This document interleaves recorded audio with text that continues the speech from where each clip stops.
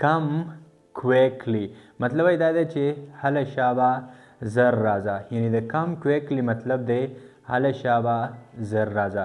ګرانو کتونکو دا سینټنس دا جمله مونږ په هغه ځای کې استعمالو کله چې زمونږ د چا سره یو ډېره زیاته اهمه خبره وي، کله زمونږ د چا سره یو ډېر زیات ضروري کار وي، نو بیا مونږ هغه ته په پښتو کې وایو، مونږ وایو هله شابه زر راځه. نو ګرانو کتونکو دې دپاره په انګلیش کې استعمالیږي کم کویکلی.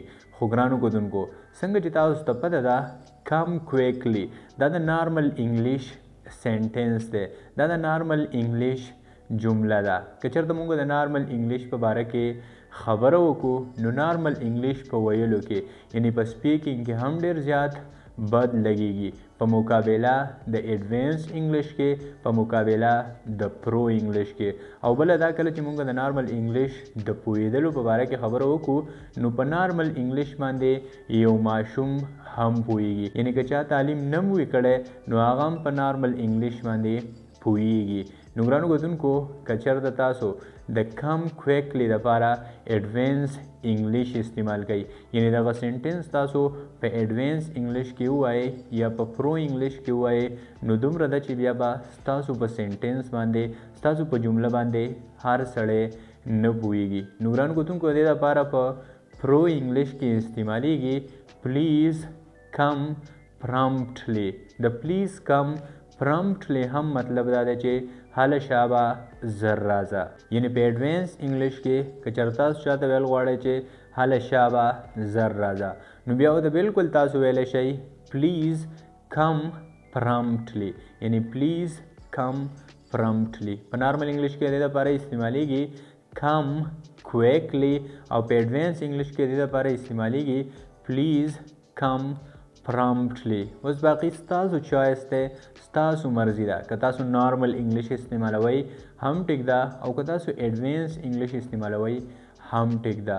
ګرانو کتونکو یو بل سینټنس یو بل جمله موږ په نارمل انګلیش کې استعمالو، موږ وایو آی ډونټ کیر. د آی ډونټ کیر مطلب دا دی چې زه هیڅ پروا نه کومه، یعنی کله تاسو د یو پرسنالټي د یو شخصیت یعنی د یو چا په باره کې خبره کوئ چې زه د هغه هیڅ پروا نه کومه.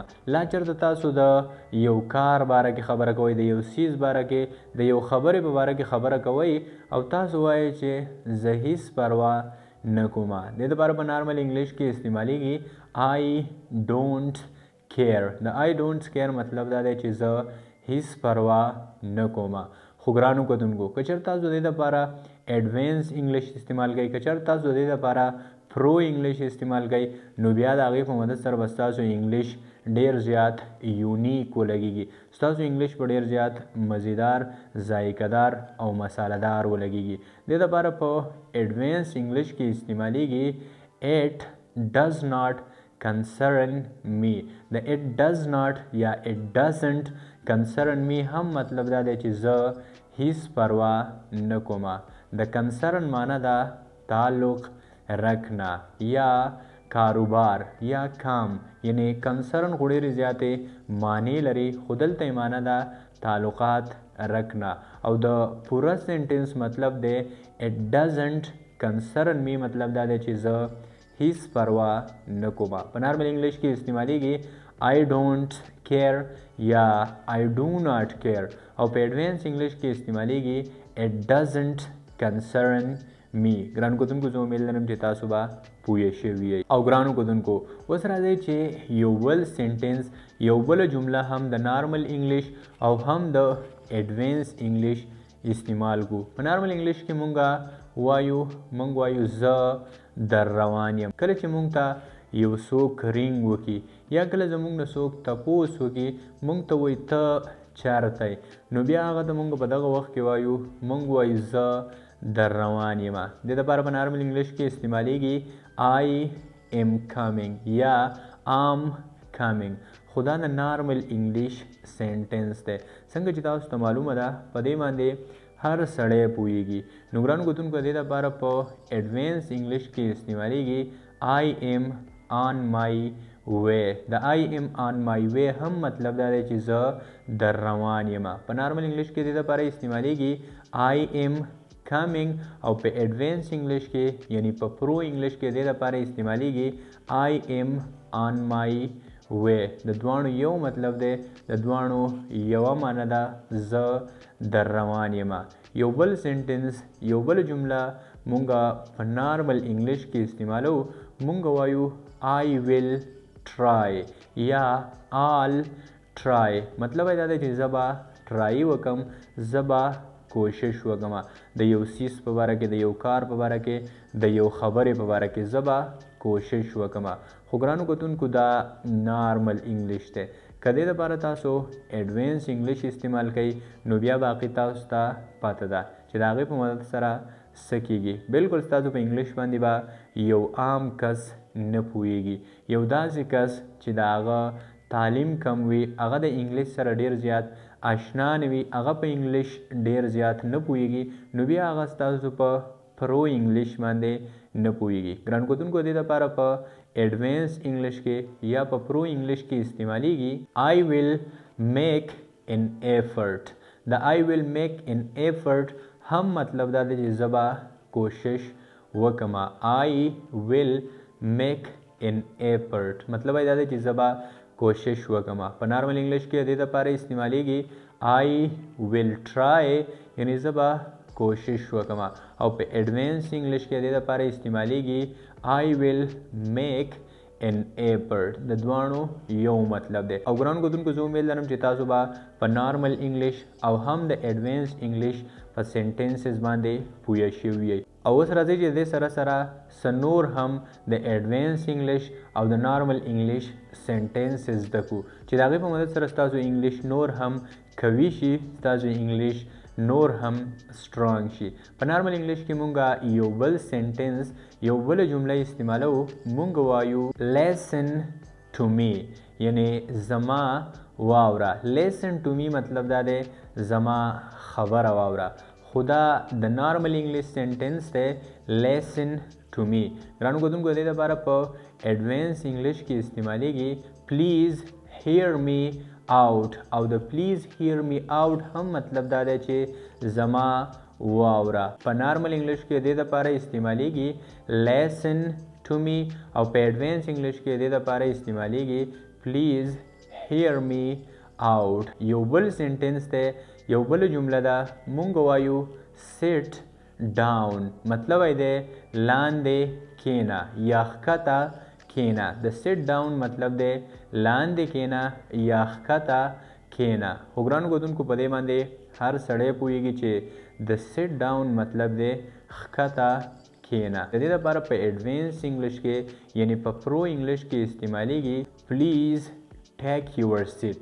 د please take your seat هم مطلب دا دی چې مهرباني وکړه لاندې کینا. په نارمل انګلیش کې د دې لپاره استعمالیږي sit down او په ایډوانس انګلیش کې د دې لپاره استعمالیږي please take your seat.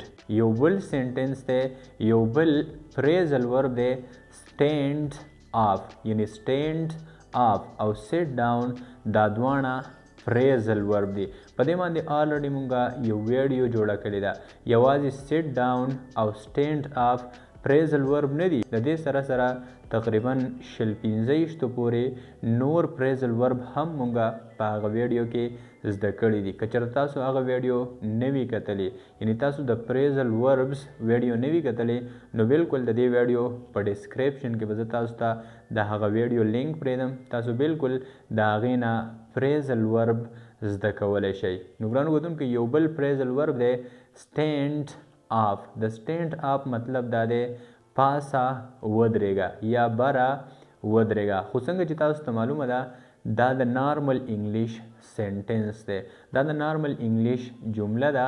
په دې باندې یو ماشوم هم پوهیږي، یو داسې شخصیت یو داسې انسان پوهیږي چې هغه ایون د سکول په شام نه وي تللی.